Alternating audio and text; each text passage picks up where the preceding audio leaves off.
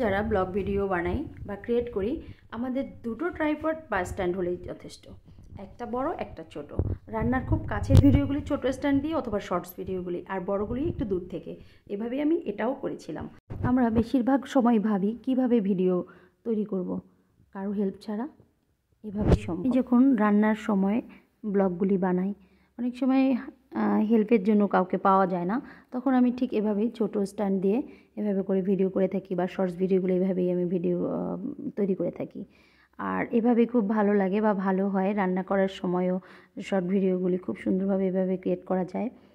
আর এই তো, আর যদি কেউ হেল্পে থাকে তবে তো কথাই হয় না। আর না হলে বড় স্ট্যান্ড দিয়েও দূর থেকে করা যায়। আর ছোটো স্ট্যান্ড দিয়ে যেভাবে সবচেয়ে সুবিধা হয়, এভাবে করে সামনে রেখেই কিন্তু সবচেয়ে সুবিধা হয়। আশা করছি তোমাদের ভালো লাগবে। তোমরা ওইভাবে স্ট্যান্ড পাতিয়ে একাই, কারো হেল্প ছাড়া খুব সুন্দরভাবে কিন্তু আসলে ভিডিও ক্রিয়েট করা যায়। অনেক সময়ই কিন্তু আমাদের হাতের কাছে কেউ থাকেই না, আর ঠিক তখন এভাবেই খুব সুবিধা হয়। আর রান্নার সময় ঠিক স্ট্যান্ডটা একটু বাঁকা করে রাখলেই কিন্তু ভিডিও ক্রিয়েট করা সম্ভব হয়।